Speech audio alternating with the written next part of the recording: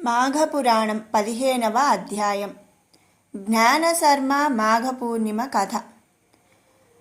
నిన్నటి వీడియోలో అంటే మాఘపురాణం 14వ అధ్యాయంలో మనం తెలుసుకున్నాము కదండి. విప్రునకు సంతానం కలిగిందని, కానీ అతను 12 సంవత్సరాలకి మృత్యుగండం ఉంది అని మనం తెలుసుకున్నాం. అలాగే మధుడు జహ్నువుతో ఇట్లా నేను తపమాచరించు బ్రాహ్మణునకు శ్రీహరి ప్రత్యక్షమయ్యెను. బ్రాహ్మణుడు శ్రీహరికి నమస్కరించి నిలిచి ఉండెను.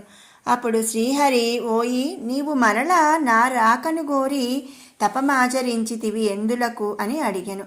నీ మనసులో ఏమి ఉన్నది చెప్పుమని అడిగెను. అప్పుడు ఆ విప్రుడు, స్వామి, నాకు పుత్రవరమునిచ్చి సంతోషము కలిగించితివి. నీ మాట ప్రకారము పుత్రుడు కలిగెను. కానీ నారద మహర్షి వచ్చి ఈ బాలుడు 12 సంవత్సరముల తరువాత మరణించునని చెప్పి వెళ్ళెను.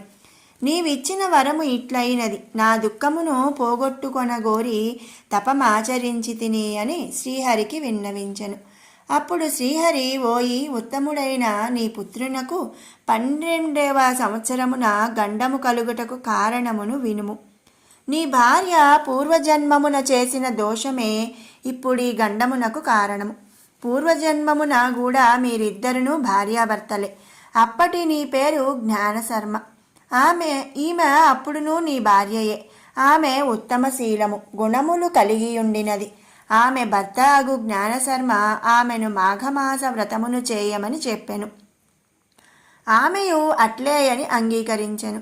వ్రతము ఆరంభించెను. మాఘపూర్ణిమ అందు వ్రతమాచరించి పాయసాదానము చేయలేదు. ఆ దోషము వలన నీ భార్య పుత్రవతి కాలేదు. నీవు నిశ్చల భక్తితో మాఘవ్రతము ఆచరించినందున ఈ జన్మ అందును విష్ణుభక్తి కలిగెను. నేను నీ తపమునకు వరము ఇచ్చి తినను. గత జన్మలో నీ భార్య మాఘపూర్ణిమ నాడు చేయవలసిన పాయసదానము చేయకపోవుట, భర్త చెప్పినను చేయకపోవుటయును 2 దోషముల వలన 12 సంవత్సరముల తరువాత గండమున్నదని నారదుడు చెప్పెను. కావున మాఘమాస వ్రతమునందలి గంగోదక బిందువులతో నీ పుత్రుని తడుపుము. ఇందువలన గండదోషము పోయి నీ పుత్రుడు చిరంజీవి అగును. ఓయి, మాఘస్నానము ఆయువును ఆరోగ్యమును ఐశ్వర్యమును ఇచ్చును. మాఘస్నానము చేయని వారికి వారి సంతానమునకు ఆపదలు కలుగును. అధిక పుణ్యములని గత జన్మలో చేసిన వారికి మాఘమాస వ్రతము ఆచరింపవలయునని సంకల్పము కలుగును. మాఘస్నానము సర్వపాపదోషహరము. నేను అంటే శ్రీహరి మాఘమాస ప్రియుడను. మాఘస్నానం ఆచరించిన వారు దీర్ఘాయువులు, బుద్ధిమంతులు, ఆరోగ్యవంతులు అయి ముక్తి పొందుదురు. మాఘమాస స్నాన వ్రతము కోరిన కోరికలనిచ్చును. మాఘవ్రత బ్రహ్మ, శివుడు, లక్ష్మి, పార్వతి, సరస్వతి, ఇంద్రుడు, వశిష్ఠుడు, జనకుడు, దిలీపుడు, నారదుడు వీరు మాత్రమే బాగుగా తెలిసినవారు. ఇతరులు దాని మహిమను పూర్తిగా ఎరుగరు. మాఘవ్రత మహిమ కొంతయే తెలిసిన వారు, పూర్తిగా తెలియవారు కలరు. దీని మహిమ అందరికీ తెలియదు. నా భక్తులు మాఘవ్రత పారాయణులు మాత్రమే మాఘవ్రత మహిమ ఎరుగుదురు. ఎన్నో జన్మల పూర్వపుణ్యమున్న వారికే మాఘవ్రతము ఆచరింపవలయునని బుద్ధి కలుగును. నీ పుత్రుని మాఘమాస ప్రాతకాలమున గంగాజలముతో తడుపుము. వాని గండదోషము తొలగునని చెప్పి శ్రీహరి అంతర్హితుడయ్యను.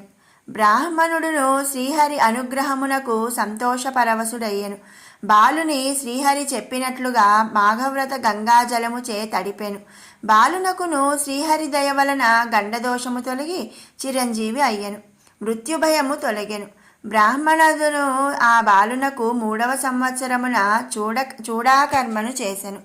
ఆయా సంవత్సరముల అందు చేయదగిన సంస్కారములను చేసి విద్యాభ్యాసమునకై గురుకులమునకు పంపెను. 12వ సంవత్సరమున మృత్యుదోషము శ్రీహరికుపచే మాఘవ్రత మహిమ వలన పరిహారమయ్యను.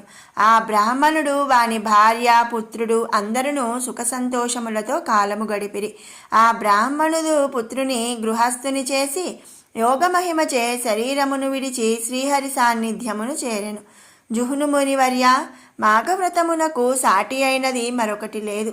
అది శ్రీమన్నారాయణునికి ప్రీతికరము, పాపములను పోగొట్టి పుణ్యమును కలిగించును. మాఘవ్రతము మోక్షమును కూడానిచ్చును. ఈ వ్రతమును అన్ని వర్గముల వారును ఆచరించి ఈహలోక సౌఖ్యములను నిశ్చలమగు హరిభక్తిని పొంది సంసార సముద్రమును తరించి పరలోక సౌఖ్యమును కూడా పొందవచ్చును. ఈ వ్రతము సర్వజన సులభము, సర్వజన సమాచరణీయము అని గృత్నమహద మహర్షి జుహ్నుమునికి వివరించెను. మాఘపురాణం 15వ అధ్యాయం సంపూర్ణం.